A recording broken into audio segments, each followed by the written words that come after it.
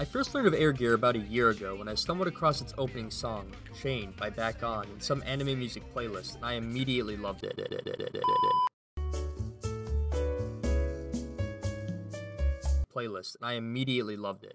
Unfortunately, the rest of the anime is a bit rough in comparison.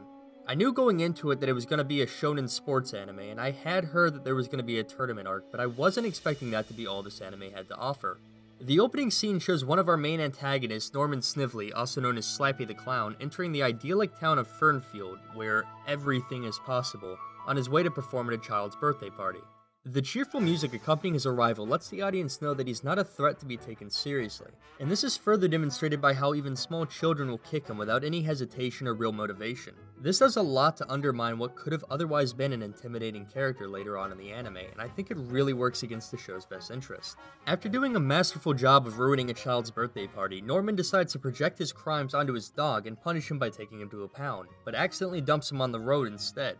We're then introduced to Josh, our protagonist, and his mother, who may be the least attentive driver in all of anime, when they hit the dog's very visible crate in the middle of the road. The next few scenes are mostly just an exposition dump letting the audience know that Josh's family is moving back to Fernfield after his father died in a plane crash, and he used to like basketball, but now he's having trouble fitting in after losing his dad. The whole dead parent thing is pretty played out, but it's a fairly old anime, so I'll give it a pass on this one. After an awkwardly sexual band lesson, Josh discovers a rundown church with a basketball court where he can practice without being interrupted. He bounces his ball into the bushes where it's then mysteriously passed back to him, and Josh finds a piece of the cloth that he believes belongs to the dog that his mom almost killed just minutes earlier into the show. Josh becomes obsessed with this piece of cloth for some reason, and even keeps it under his pillow. I assume that he does this because he's longing for some kind of connection, but when the protagonist's motivations aren't shown to the audience, it makes it increasingly difficult to see things from their perspective. Again, this isn't that big of a deal, but these things start to add up. Look at Hanamichi from Slam Dunk, another basketball anime that finished airing just the previous year. At any given time, the viewer knew that whatever Hanamichi was doing, he was doing it to try to impress Haruko. And while yes, this is a very simplistic motivation, at least we as a viewer knew where he was coming from. The next scene introduces us to the basketball team tryouts, and despite showing up, Josh makes a conscious decision not to participate for some reason, which leads him to being assigned as the team manager despite never actually agreeing to it. Ignoring the fact that he's not actually on the team, Josh goes back to the old church to practice and tries to lure the dog from before out of the bushes with a pudding cup. When this doesn't work, he just tries it again the next day with even more pudding cups, and it works. Josh somehow intrinsically knows that the dog is good at basketball, and they play a quick game of one-on-one. Even though the music in this scene is overly cheerful, the animation is actually really nice, and you can really tell they put a lot of effort into rotoscoping the dog's movements. This brilliant display of animation is then followed by my least favorite scene in the anime, and the point where I knew that this show was going to have some serious problems later on. Josh decides to bring the dog home and clean him up so that he can try to convince his mom to adopt him. This prompts the most awkward bath scene between two male characters I've ever seen, mostly due to the terrible choice of music that plays throughout the whole scene. Splish splash, I was taking a bath, long about a Saturday night, yeah. I'm not saying that you can't have a scene with two male characters bathing together. One of the more memorable scenes from Berserk is the water fight scene from episode 4, which aired just a month later. And while both scenes may seem similar from a visual standpoint, they are completely different contextually. In the case of Berserk, Griffith respects Guts immensely as a swordsman and trusted the success and safety of his mercenary group to him in the previous episode. Guts also respects Griffith and is now seeing a new playful side of the commander of the Band of the Hawks. These two characters have had time to know each other and bond. Conversely, the two main characters in Air Gear have only known each other for one scene and are already taking a bath together. Even if we assume that this scene is supposed to be more homoerotic in nature than about male bonding, it still has so little build-up that I can only assume that this scene is just pandering to yaoi fangirls. It turns out this whole scene is pointless anyways because the dog manages to trigger a Rube Goldberg machine of painting equipment as soon as the mom gets home. The mom, now upset that someone set off her Rube Goldberg machine before she could, tells Josh that he has until Christmas to find a home for the dog, now named Buddy, or she'll take him to the pound. We are now a third of the way through Air Gear, and this is the first introduction of any tension into the plot. To say that this is terrible pacing for a sports anime would be a major understatement. After the introduction of a filler mystery subplot about Buddy stealing the mom's newspapers, there's a brief scene showing the basketball team's star player, Larry, acting needlessly aggressive towards Josh. This is a prime example of a character becoming a rival because the story needed one, and it shows just how lazy the writing in this anime is. The most memorable rivals in anime tend to have a lot of things in common. Their motivation to beat the protagonist could stem from having conflicting ideologies, wanting to be the very best like no one ever was, fighting on opposite sides of a war, etc. Oftentimes, a rival doesn't even need to be antagonistic to the main characters, they can even be close friends. What a good rival character doesn't do is be needlessly dickish to someone, especially when at that point all they're trying to do is help the team improve. Josh decides to paint the court at the old church so that he could practice better, and Buddy steps into the wet paint, leaving footsteps. Wait a second, I recognize these footprints. Those are the same footprints that are on the ground when Josh was practicing before. He even looks down at them. I don't think we're expected to believe that Buddy can time travel, so why are they there? How do you animate such an obvious continuity error? It'd be one thing if someone in editing got confused about the scene order when polishing the anime up for the DVD release, but unless they also edited in Josh looking at them, this whole sequence just doesn't make any sense. Alright, enough dumb nitpicking, on to the next scene. Josh comes home and grabs some dinner to take up to his room, and Buddy opens up the... Okay, sure, you know what? Sure. I don't know what they were thinking when they were drawing this, but the latch is on the other side of the fence than Buddy. It's higher up than he even reached with his face, and it somehow swings outwards towards him even though he was just pushing forward on it. But sure, let's pretend that didn't just kill our suspension of disbelief. Nothing really happens for the next few scenes except for some more development to the mystery subplot, until we find out that as a team manager, Josh is expected to wash all of his teammates' dirty laundry. After some quick investigation, Josh learns that the engineer whose office is in the basement where he has to do laundry is actually Arthur Chaney, a fictitious retired basketball player animated after the likeness of Bill Cobb, who's most known for being the voice of Uncle Charles in the Rugrats Kwanzaa special. The next day, Josh tries to get an autograph from Arthur, and why is there a conveniently placed hole in the grating that people can just pass things through? Shouldn't somebody fix that? Like the school's maintenance man / engineer? I don't know, maybe the school can't afford it. Maybe they could save enough money for basic structural repairs if they told the sports teams to take their dirty laundry home with them instead of paying out of pocket to wash them themselves. This is the same school that hired a former NBA player to be a repairman instead of a basketball coach, so they probably just don't care about it.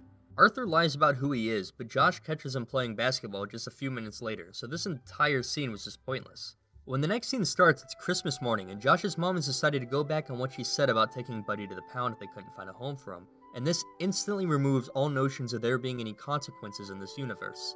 This starts a very negative trend of characters doing whatever they want and getting away with it. After the Christmas episode is done and school resumes, the basketball coach has Arthur put a letter that would get any school coach fired today into the lockers of 2 players, letting him know that there are going to be 2 slots open on the team. Arthur decides that the coach is an idiot and decides to put one of the invitation in Josh's locker. Josh doesn't know if he wants to try out or not and decides to go to the church and think it over. Buddy starts trying to goad him into playing, and I'd be remiss not to point out how obviously deflated that basketball is. It was probably just drawn this way so that it looked more realistic when Buddy bit down on it, but man does it look goofy. Alright, sorry, I'm nitpicking again. So anyways, what was that? Rewind that. What the hell? That ball clearly bounces way higher after the first bounce. That's not how physics work. Right before the dramatic reveal that Buddy's a lot more talented than Josh originally believed, we have our immersion shattered by the worst animation of a basketball bouncing that I've ever seen. Somehow oblivious to the fact that his throw just defied physics, Josh practices a little bit more with Buddy before inexplicably telling him to keep his skills a secret as they walk home. Now filled with the confidence of having a friend to play basketball with outside of school, Josh decides to try out for the team, and Larry delivers the worst excuse for why he shouldn't be allowed to. He can't try out, he's the water boy. 1, he's the team manager, not The water boy. 2, even if he was The water boy. why wouldn't he be allowed to try out? And 3, of all the things we've seen Josh do for the team, we've never actually seen him give anybody water. The coach eventually decides to let him try out even though he's the water boy and he makes the team. There's a hard cut to just before the first game that Josh will be playing in, although the coach did mention before that the team was already 2-2 for the season. All right, gentlemen, listen up. We're off to a rocky start. We're 2-2. A character we don't know the name of, so I'm just gonna call him Bullcut Kid, gives Josh a lucky orange pill that a professional player dropped, and Josh just accepts it like it's not the weirdest thing in the world. So I guess I'm supposed to assume as an audience member that that's perfectly normal. Alright. Buddy's upset that Josh left for the game without telling him first, so he starts to head for the school as the game starts. Bullcut Kid, who we now know as Stuart, drops the ball during a pass, and the coach gets irrationally upset over what I'm assuming is just a high school basketball game. Stuart! I don't want to see you drop the ball again, you got it? I don't think they ever say how old the characters are, so I'm not really sure. The game continues on until Buddy decides to illegally join the game, even though it'll definitely cause Josh's team a penalty. This prompts the entire audience to lean and point at the same time, and I don't know if it was budget constraints that made them copy and paste the crowd's reaction, but it looks very cheap and it really stands out. They then reverse the same shot of the crowd, and the most drawn-out chase sequence starts between both teams, the referees, and Buddy. Instead of just pretending not to know who he is, Josh repeatedly calls out to Buddy, ensuring that his team is going to take the technical foul.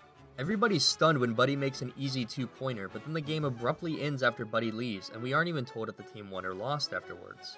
After the game, the principal of the school introduces the president of the booster club to Josh, and sets it up like the introduction of a love interest, but her scene is cut off when Buddy hears that the coach is upstairs abusing Stewart by chucking basketballs at him for dropping a pass, even though that was far from the worst thing that happened during the game. We saw one player get fouled out, meaning the least amount of damage he did was turning over the ball 5 times, and that's assuming he didn't cause any personal fouls that would let the other team get some free throws. Thanks to Buddy, the principal catches the coach red-handed and he's fired from the school and replaced with Arthur, who I guess decided to stop pretending he's not famous. Arthur starts teaching the team how to play together, but Larry doesn't listen and gets pulled halfway through their next game, resulting in Larry's father having him quit the team. Josh ends up losing the next match when he tries making a three-pointer instead of passing to his teammates, and Arthur has to explain to Josh that the reason Buddy's a better basketball player than him is because Buddy plays from the heart, but Josh is too preoccupied about what his teammates and the fans think of him. After a short training montage, we see the end of the next game, which is the first game we actually see the Timberwolves win, even though the headline on the newspaper the next day reads, "Timberwolves win again." Not that Josh's mom will ever read it, because that dumb subplot with Buddy hiding the newspaper is still dragging on. After winning one more game that we only see the very end of, the newspaper announces that the Timberwolves are going to the state finals. Before Josh joined the team, the coach already told us that the team was 2-2, and I'm assuming that they lost the next game because they were already behind when Stewart dropped the pass, a better player than Josh got fouled out, Buddy caused a technical foul at least, and we see how upset the coach is after the game when he's abusing Stewart. We see the Timberwolves lose the next game after that when Josh makes the worst shot in history, and then we see them win 2 games after that. Apparently, in this anime's universe, you can get to states with a record of 4-4, which means no other team managed to win more games than they lost? How does that work? If one team is losing their matches and the other team is winning, you can't have all but one team win as many games as they lost. Did some teams lose to the Timberwolves and then just not play as many games? Were there more games off-screen that we didn't get to see? Why is the least developed part of this sports anime the actual sports that they're playing? Right as the mom discovers that Buddy's been hiding all of the newspapers in the backyard, Norman, Buddy's original owner, shows up to take Buddy back after seeing him on the news. Despite Josh putting up a fight, Norman ends up taking Buddy back and further taunts Josh by telling him that he performed at his next birthday party at a discount. A few days later, Josh finds the autographed card from Arthur that he asked for earlier in the movie that says, "Play from your heart," and for some reason this is what pushes Josh over the edge and motivates him to go steal Buddy back. After not knowing how to operate a basic carabiner and destroying a water pipe in his front yard, Josh runs off with Buddy towards the lake and Norman starts to chase him in his old truck. Man, that truck sure is old. Do you see how old that truck is? These two can't seem to see his truck at all. Man, that sure is an old truck. Oh my god, so old. Do you get it? His truck is old.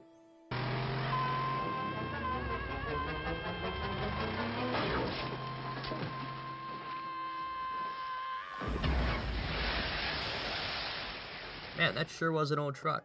So Josh gets a ferry to take him and Buddy to a deserted island where he plans on leaving him, because if he can't have him, no one can. Josh's argument is that even if someone else finds him, they won't love him like he does. These are the actions of a psychopath, not a high school basketball player that we're supposed to be rooting for. After leaving his best friend to die on an island, Josh heads back just in time to play in the state finals, where he learns that Larry's dad had their whole family move just so that he could play on the opposing team, even though he was already registered as a team member during that season. Apparently you can just switch teams in this universe mid-season and nobody cares. Larry and the Warriors are leading by 16 points with 7 minutes left on the clock when suddenly Buddy decided that he was tired of being left to die on an island and wanted to join the match instead. Arthur decides that if the Warriors are going to illegally put Larry in the game, he'll just put Buddy in, even though he's not a student at their school. With Buddy on their team, the Timberwolves finally start to make a comeback, and Larry gets so flustered that he even fouls Buddy, which is incredibly heartless given their huge height difference. This lets Buddy get 2 free throws in, which brings the Timberwolves to just 2 points shy of winning the game with 20 seconds on the clock. In the last 5 seconds, Josh is put in the exact same position he was in when he lost their last game, but after seeing Buddy's face and remembering that he needs to play from the heart, he's able to make the shot and win the game for his team. Celebrations are interrupted, however, when Norman storms out of the court, despite everybody in the audience knowing that this man should not be allowed within 500 feet of a school, and demands that Buddy be returned to him. The mom decides to stick up for Josh and Buddy this time, and what happens next is the worst way to end a sports anime I've ever seen. I had heard that the ending to Air Gear was terrible, but this was even worse than I could have imagined. I don't know if the creators needed to stretch the runtime or if they honestly decided that this was a good way to end a show, but the last 10 minutes are spent in the most ridiculous court scene I've ever seen. After deciding that it would be a good idea to show up to court in his clown costume, Norman reveals that the papers he had proving he legally owned Buddy were destroyed when he crashed his car into the lake. Remember how old his car was? After this, both sides' argument relies solely on feelings, and nobody tries to say anything logical that would convince the judge that they should have custody over Buddy. This whole time this is happening, there's this dumb ongoing gag where every time the judge uses his gavel, Buddy barks, and it carries on for way too long. Arthur decides to step in and suggests that Buddy be allowed to choose who he lives with, and because the judge is a fan of his, he agrees to this proposal. The whole court moves outside, and Josh and Norman stand on opposite ends of a courtyard and call to Buddy until he makes his choice. It's incredibly obvious what his decision is going to be, so it's very insulting to the audience when they make it seem like he's going to be conflicted.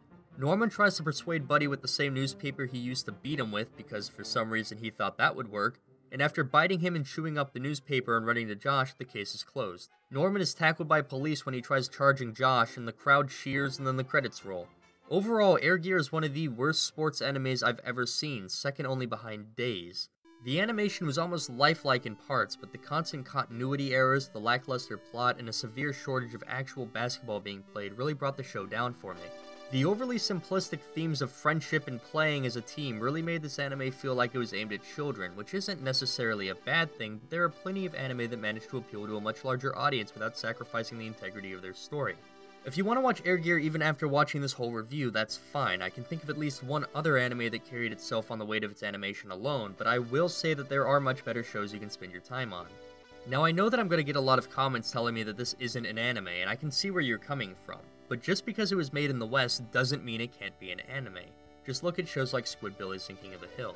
Anyways, that's it for this video. Do you love the life you killed? Leave a comment and consider subscribing. Until next time, thanks for watching.